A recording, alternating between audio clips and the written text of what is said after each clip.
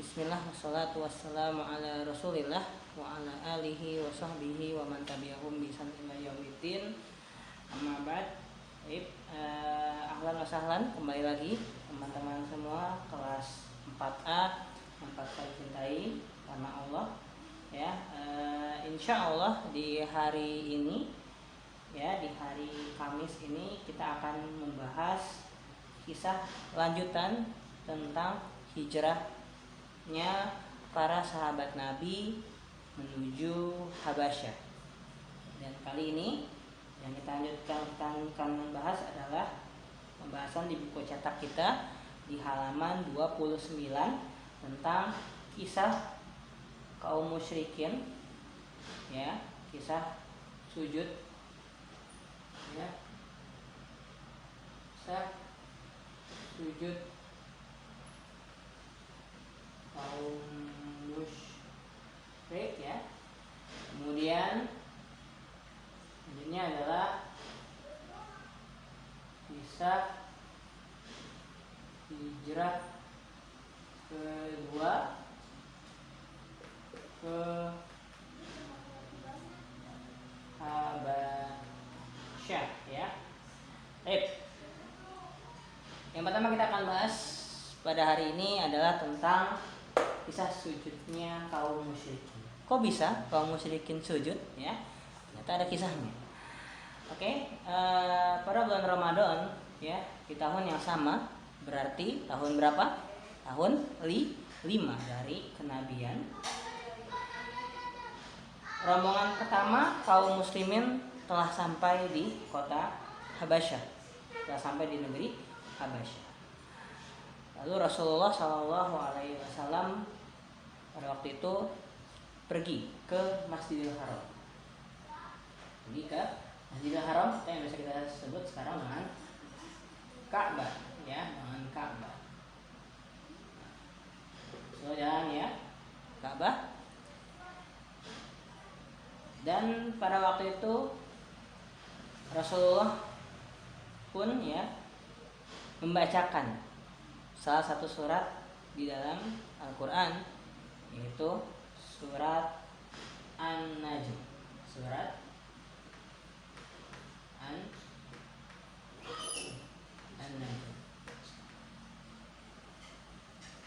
ya. Surat An-Najm ini merupakan salah satu surat yang cukup indah untuk dibaca ya. Insyaallah terdapat di juz 27 ya. Wan najmi iza hawa ma dalla sahibukum wa ma gawa wa ma yantiqu anil hawa in huwa illa wahyu yuha sampai akhir ya. Di surat An-Najm ini orang-orang musyrikin pada waktu itu tidak pernah mendengarkan bacaan ya atau kata-kata yang begitu indah melebihi bacaan tersebut. Mereka tidak pernah mendengarnya, mereka juga sampai terkagum-kagum mendengar Rasulullah membacakan ayat dari surat An-Najm ya. Mendengar kalimat tersebut yang penuh hikmah dan juga penuh makna, Rasulullah pun sampai pada ayat ya, ayat ke-62 fasjudu lillahi wa'budun ya, atau ayat terakhir dari surat An-Najm yang artinya sujudlah ya kalian kepada Allah dan sembahlah Allah. Rasulullah pun sujud kepada Allah di depan Ka'bah ya. Rasulullah sujud di depan Ka'bah. Maka beberapa orang-orang musyrikin pada waktu itu tidak mau mengendalikan diri mereka sendiri ya. Sampai-sampai kalam Allah yang agung itu, kalimat-kalimat Allah yang agung itu telah meruntuhkan jiwa mereka, hingga akhirnya mereka pun ikut bersujud bersama Rasulullah Sallallahu Alaihi Wasallam ya. Mereka ikut sujud bersama Rasulullah Sallallahu Alaihi Wasallam ya. Mereka ikut sujud bersama Rasulullah Sallallahu Alaihi Wasallam. Namun ya orang-orang musyrikin yang kagum akan surat An-Najm tersebut akhirnya mendapatkan cercaan dari orang-orang kaum musyrikin yang tidak ikut sujud. Jadi ada sebagian yang ikut sujud, dan terkagum-kagum dengan Rasulullah, ada sebagian yang tidak sujud. Orang-orang yang tidak sujud ini bersama Rasulullah pun, mereka akhirnya apa? Mencerca, menghina orang-orang kaum musyrikin yang ikut sujud dengan Rasulullah SAW. Ya, mereka mendustakan dan mengada-ngada perkataan yang menjelek-jelekan perkataan Allah tersebut di surat An-Najm, dan juga menjelek-jelekan Rasulullah SAW. Hingga akhirnya juga mereka membuat kedustaan sebagai alasan untuk menutupi ya orang-orang musyrikin yang udah ikut sujud ya bersama Rasulullah SAW. Kabar tentang sujudnya orang-orang kaum musyrikin ini ternyata sampai pada di telinga orang-orang kaum muslimin yang sudah sampai di Habasyah. Ya. Ada yang ingat berapa jumlahnya? Jumlahnya berapa? Jumlahnya 16 orang.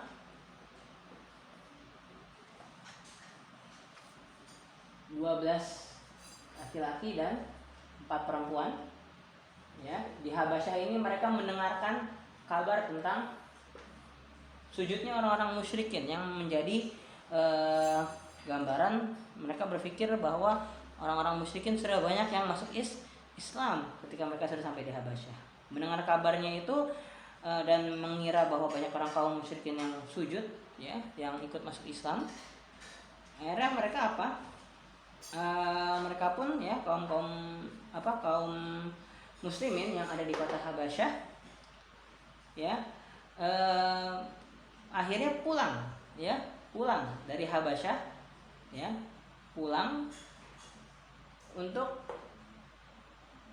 kembali ke kota Mekah.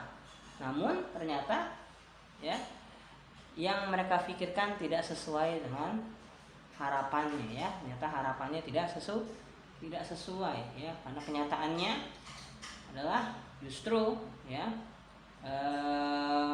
ketika mereka ingin mendekati Mekah, ya, mereka baru mengetahui bahwa Rasulullah SAW ya justru makin ditekan oleh kaum musyrikin karena telah membuat sebagian kaum musyrikin ikut sujud, ya, dan membuat beberapa kaum muslimin terkagum-kagum dengan Al-Quran.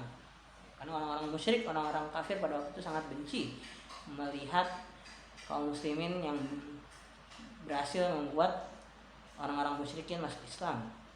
Ya. Itu kisah pertama tentang kisah sujudnya kaum musyrikin mendengar surat An-Najm. Oke. Sekarang kisah kedua selanjutnya. Setelah kejadian tersebut, tentunya ya Rasulullah SAW pun ya semakin ditekan, semakin ditindas, kaum muslimin juga semakin ditindas, ya.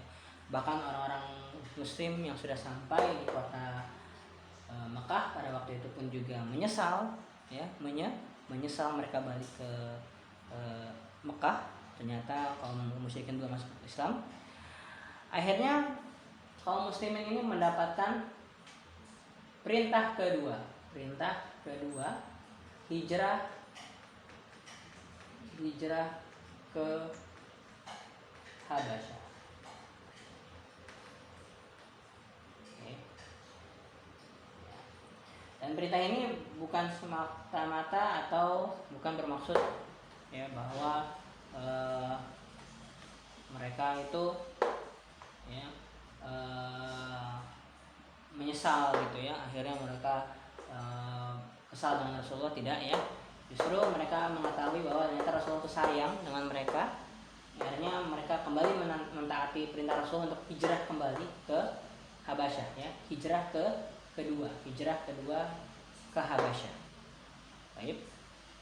Nah, ternyata ya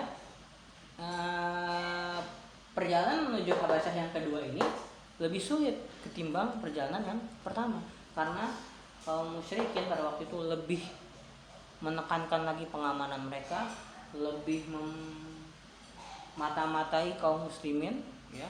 Jadi mereka susah untuk menuju Habasyah yang kedua kalinya. Tapi atas izin Allah, alhamdulillah kaum muslimin pun berhasil ke Habasyah dengan jumlah mereka kali ini cukup banyak, yaitu berapa? 83 laki-laki dan 18 perempuan. Oke. 83 laki-laki dan 18 perempuan. Ya.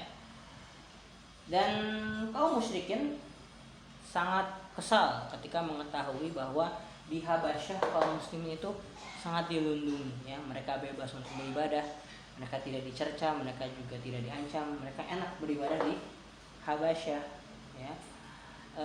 Akhirnya dengan begitu kaum musyrikin pun ya mengirimkan utusan untuk apa?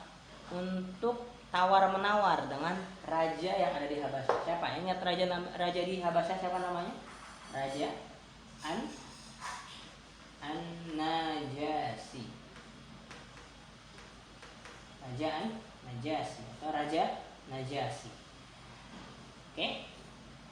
Dan orang musyrikin yang menawarkan ya agar kaum muslimin, orang-orang Mekah yang Islam yang ada di Habasyah untuk pulang adalah dua orang ya yang sebelumnya beliau adalah orang-orang yang belum masuk Islam ya.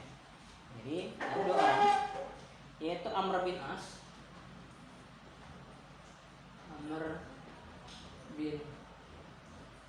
dan satu lagi adalah Abdullah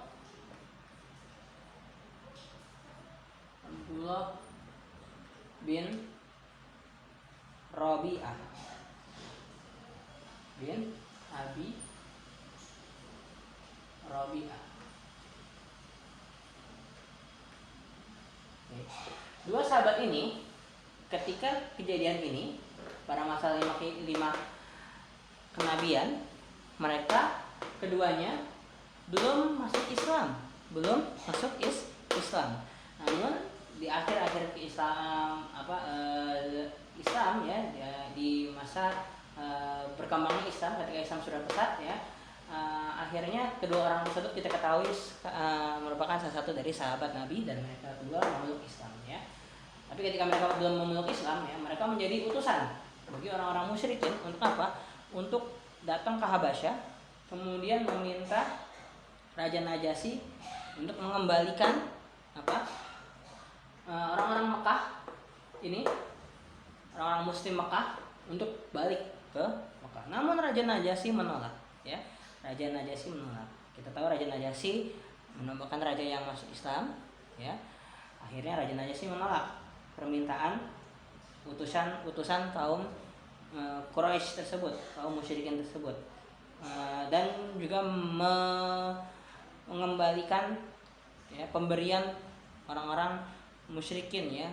Jadi mereka menawarkan atau membujuk Raja Najasyi untuk mengembalikan kaum muslimin, namun jangan berupa hadiah, tapi sama Raja Najasyi dibalikin karena Raja Najasyi tidak ingin ya kaum muslimin kembali lagi disiksa. Raja Najasyi tahu bahwa kaum muslimin di sana disiksa oleh orang-orang kafir Quraisy ya.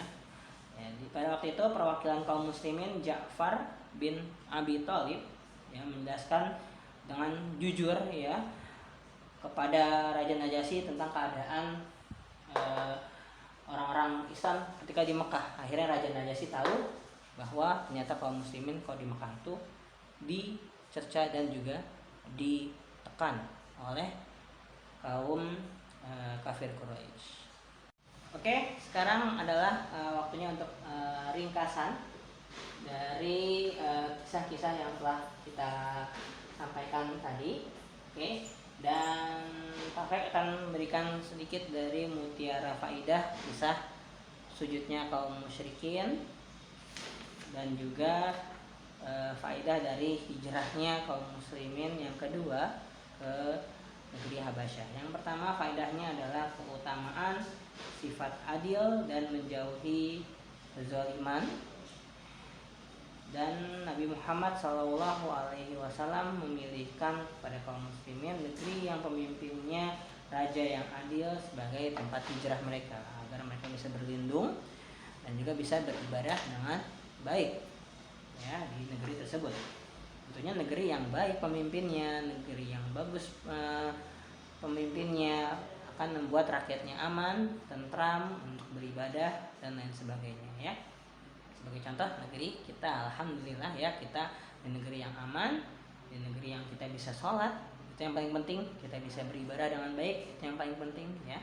Nah, itu bukti bahwa negeri kita adalah negeri yang aman, alhamdulillah. Kemudian yang kedua, keutamaan sifat jujur dan teguh di atas kebenaran yang dicontohkan oleh sahabat Nabi tadi. Yang pertama siapa? Ja'far bin Abi Thalib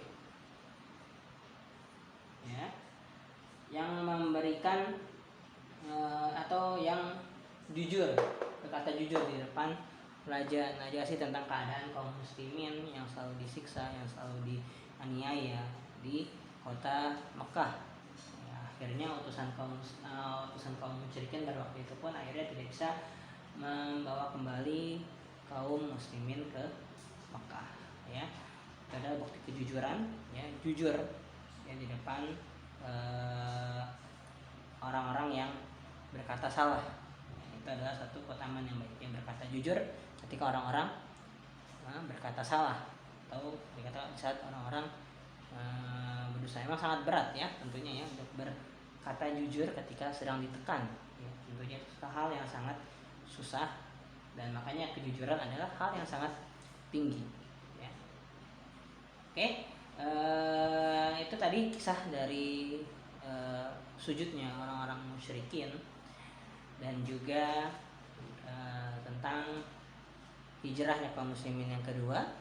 Dan Pak Faik berikan tugas kepada kalian ya, tidak usah ditulis, cukup dengarkan Pak Faik. Yang pertama ya, coba tuliskan atau sebutkan, coba sebutkan surat apa yang dibaca oleh Nabi Muhammad ketika di kota Mekah yang membuat kaum musyrikin sujud. Apa nama suratnya? Oke.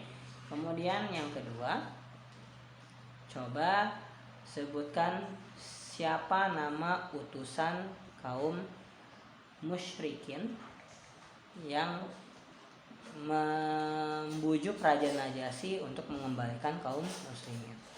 Yang ketiga, berapa jumlah kaum muslimin yang hijrah ke Habasyah.